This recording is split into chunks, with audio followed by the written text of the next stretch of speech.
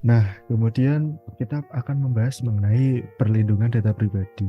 Nah, terkait perlindungan data pribadi ini, kalau dari sejarah peraturannya, Indonesia ini baru memiliki peraturan terkait perlindungan data pribadi sekitar tahun 2008 yang kita bisa pertama lihat di putusan MK nomor 50 tahun 2008 yang mana itu mengambil dari pasal 12 Deklarasi Universal HAM yang mana itu sesuai dengan pasal 17 ICCPR yang mana ini adalah ya perjanjian-perjanjian internasional yang biasa diratifikasi oleh Indonesia ketika Indonesia belum punya peraturan nasional terkait hal tersebut.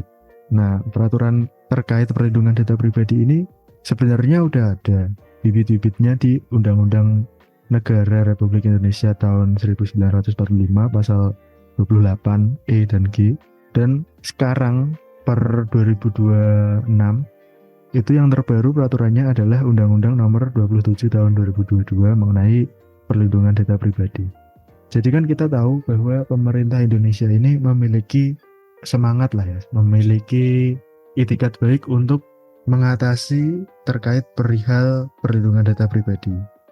Nah, menurutmu nih, Dis, kalau misalnya pemerintah Indonesia udah mengatur sedemikian rupa dan yang terbaru adalah terkait 2022 Undang-Undang Nomor 27, menurutmu pemerintah ini udah berperan penting atau belum? Atau udah berperan secara maksimal belum untuk mengawasi terkait perlindungan data pribadi? Oke lah, mungkin pemerintah bisa bikin aturan gitulah sama yang sudah aku jelasin sebelumnya gitu. Tapi kan ya data pribadi ya itu kembali lagi. Mungkin ya setiap individu juga punya kewajiban lah untuk melindungi data masing-masing gitu. Tapi ya mungkin kalau pemerintah itu ya yang harus diperhatikan mungkin ke data-data seperti data KTP ataupun data-data di website pemerintah resmi gitu yang mungkin benar-benar harus dijaga itu kan karena terdapat kayak NIK nama lengkap itu nama ibu kandung, tempat tanggal lahir, tanda tangan dan sebagainya gitu. Ya pemerintah tentunya sudah memikirkan inilah, sudah ada effort lah ya hitungannya gitu. Tapi kan kembali lagi, peraturan hanya peraturan gitu. Kalau masalah penegakan hukum mungkin agak susah ya. Sebenarnya itu masalah sama lagi, penegakan hukumnya gitu. Beda kayak orang kayak maling langsung di depan publik gitu.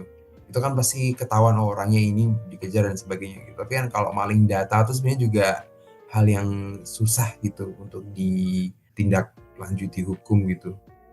Ya kalau yang hack orang Indonesia oke mungkin ketangkap, kalau yang hack kayak tadi lagi kayak di Cina gitu atau mungkin kayak di Norway atau di Swedia itu kan juga nggak mungkin, ya mungkin bisa kerjasama dengan sana tapi kan pasti proses hukumnya lebih susah, lebih rumit, ada clash antar hukum di negara masing-masing gitu. Itu kan banyak kayak ngapain dikejar gitu kan, ngabisin biaya berapa dan sebagainya gitu.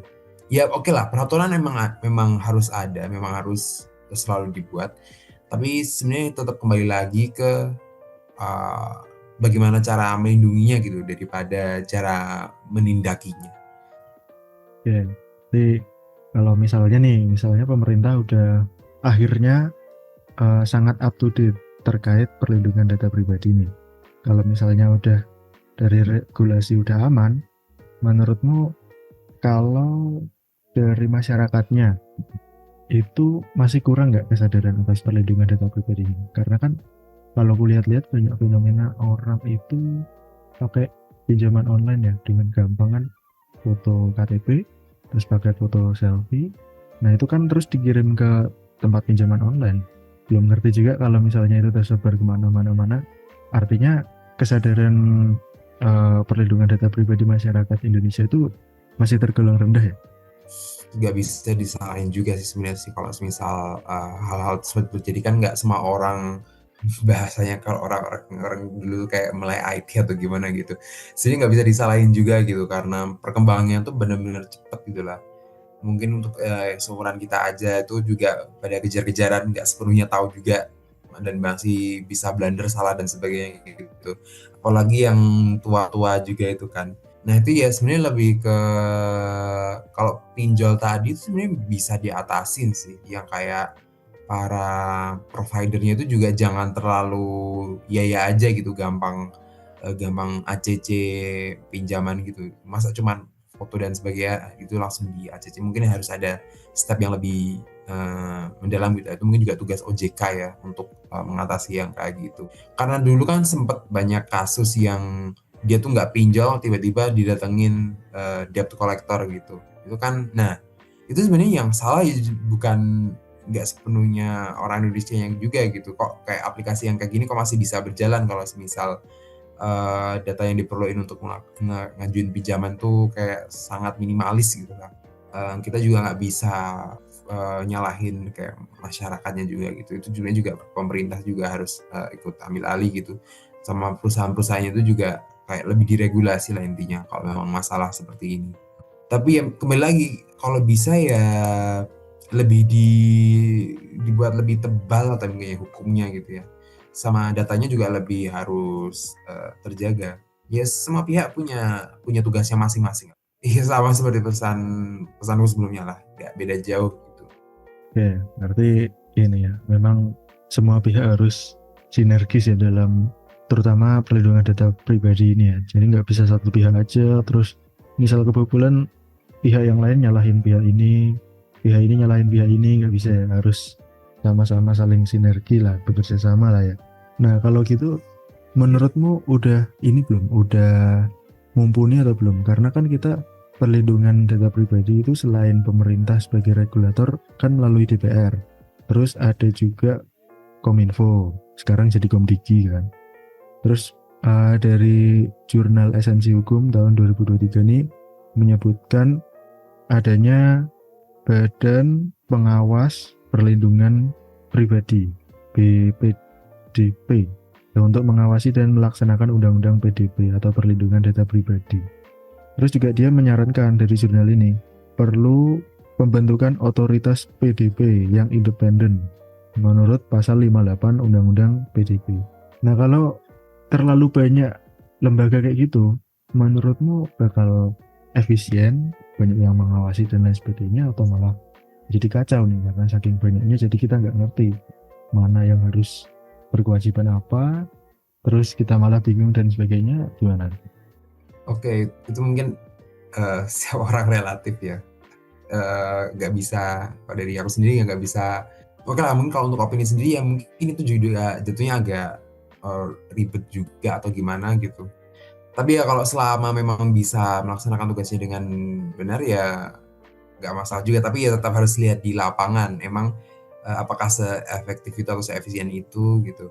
Sebenarnya kembali lagi lihat ke kerja lapangannya. Terus kalau memang mau tes emang udah bagus apa belum ya coba di website pemerintah satu-satu, coba di cybertech satu-satu gitu lah untuk ngecek sebenarnya mereka tuh juga kerjanya udah bener apa enggak gitu. Tapi kalau melihat dari tren saat ini harus waspada ya, apalagi website pemerintah itu kamu sih yang ngerjain pernah sering denger juga anak-anak magang yang suruh ngerjain, itu kan saya juga agak kasihan juga kok yang suruh ngerjain kayak anak magang dan sebagainya gitu.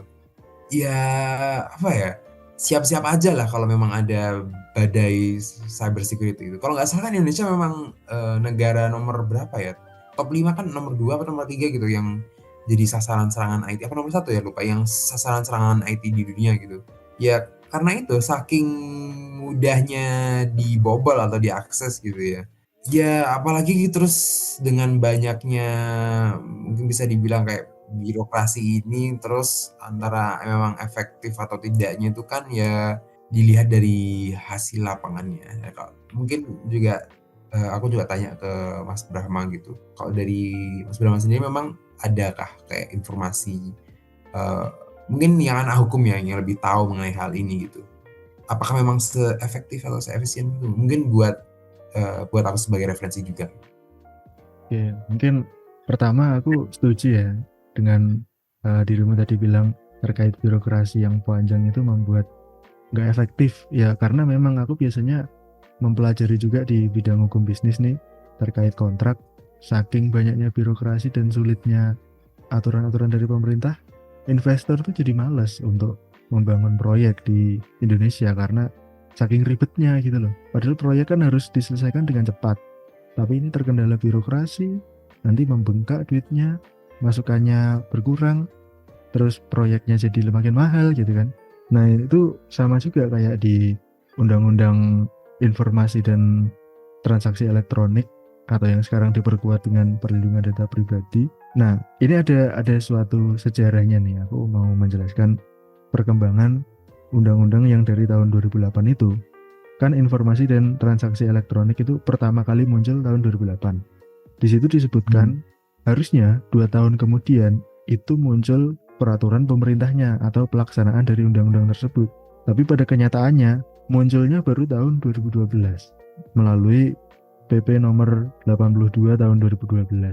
Nah artinya kan itu terdapat vakum atau kekosongan hukum pelaksanaannya 4 tahun tuh. Nah itu menurutku ya sangat-sangat melewatkan momen sih.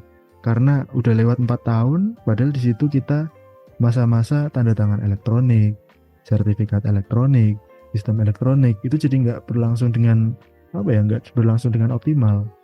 Makanya kita lihat EKTP, katanya EKTP, tapi kok masih ada bentuk fisiknya, misalnya. Terus nggak yang sangat digital banget lah, kan berkebalikan dengan apa yang disebut dalam peraturannya gitu. Terus terkait banyaknya lembaga-lembaga itu tadi yang disarankan oleh Jurnal Esensi Hukum tahun 2023, menurutku juga agaknya kurang efektif ya kalau malah menambah lembaga gitu loh. Karena kan di sisi lain kalau misal pemerintah mendirikan lembaga baru, pasti ada anggaran baru juga kan.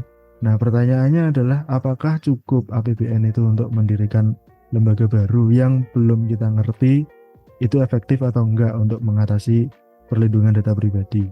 Nah makanya menurutku kalau sekarang adanya Komdigi, terus ada BPDP, itu harusnya mereka berkoordinasi dengan yang berkaitan dengan perlindungan data pribadi lah misalnya, untuk memperkuat sistem jaringan atau bekerja sama dengan korporasi swasta gitu.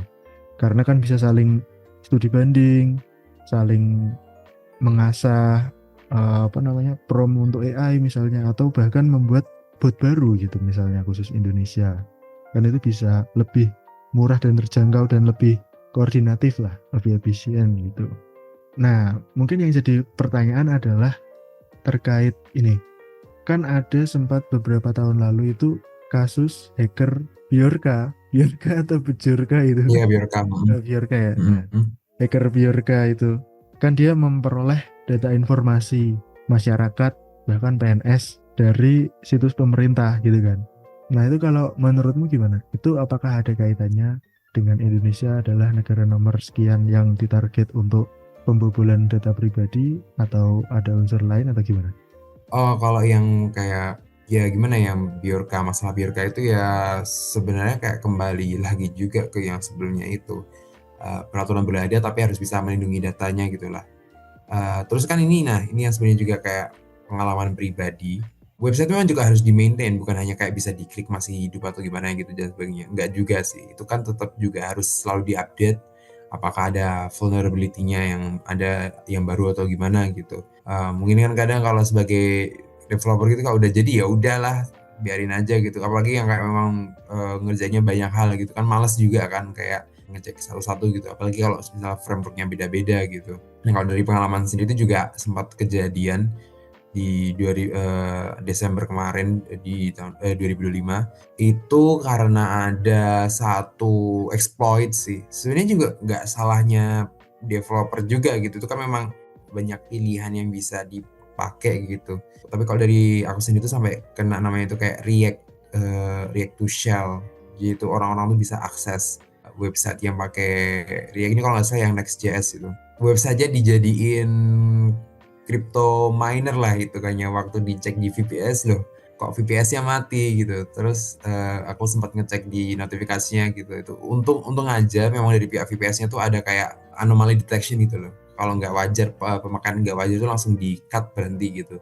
Dan waktu aku cek tuh ya sampai 100% usage memang nggak wajar gitu. Kalau terus aku cek lagi mendalam dan memang bener kena exploitnya, dan itu jadiin mining crypto. Ya mungkin kesalahanku juga gitu lah ya, nggak terlalu nyepelein gitu, langsung upload ya udah selesai, jadi nggak mikir lagi, habis nggak disentuh lama gitu. Tapi ya untungnya itu cuman website, cuman buat sebagai pengiklanan aja gitu, nggak ada data yang sangat penting loh. Nah, tapi ini kalau yang website-website pemerintah kan harus selalu di-maintain itu. Nah, apalagi kalau nggak salah kan memang bikin banyak website gitu ya. Sebenarnya ada cara yang mungkin bisa lebih bilangnya ya lebih sustainable gitulah, bisa dipakai jangka panjang gitu. Daripada kayak minta bikin project per orang mungkin ya itu bener yang dikatain Mas Bram ya langsung kerja sama korporat aja gitu yang memang mereka tuh mau maintain. Tapi ya itu kembali lagi tentu harganya beda, ada harga ada rupa lah gitu ya. Kalau di maintain sama kayak korporat itu kan tentunya harganya lebih mahal, terus juga ada fee yang lain gitulah. Ya karena memang nggak murah sebenarnya kayak bikin kayak gituan itu. Ada aja gitu biayanya yang diperluin. Itu hanya biaya kayak mesinnya gitu ya. Oh kayak pakai komputer kayak cloud-nya gitu apa VPS-nya itu. Belum yang suruh ngerjain juga. Nah, itu kan juga perlu banyak perhitungan lah. Tapi ya kembali lagi sebenarnya kalau memang tahu bagaimana cara untuk ngerawatnya, tahu kalau semisal ada exploit barunya tuh harus selalu diupdate, harus dicek terus. Karena kalau sekalinya website jadi bukan berarti udah biarin itu ya pengalaman pribadi untuk nggak terlalu nyepelein kalau udah jadi langsung di deploy gitu, apalagi yang di VPS. Nah itu juga suatu pelajaran juga sih dan juga memang website-website pemerintah tuh ya juga kiranya harus juga lebih berhati-hati gitu. Karena ya itu kalau aku sendiri kan oke memang datanya nggak sepenting itu ya. Nah kalau website pemerintah kan KTP dan sebagainya. Nah, itu yang bisa harusnya lebih diperhatikan gitu. Ya, berarti memang perlindungan data pribadi memang peraturannya dari pemerintah juga harus selalu diupdate ya karena mengikuti perkembangan zaman kan ya. Dan juga terkait penggunanya juga harus meningkatkan awareness apalagi masyarakat yang notabene nggak semua orang mengerti lah tentang perkembangan AI dan perlindungan data pribadi, maka dia juga harus selalu dikasih edukasi gitu ya. Kayak misalnya di Singapura nih ada PDPA yang untuk menyusun dan mensosialisasikan aturan pelaksanaan dari perlindungan data pribadi sehingga bersifat aktual dan terkini.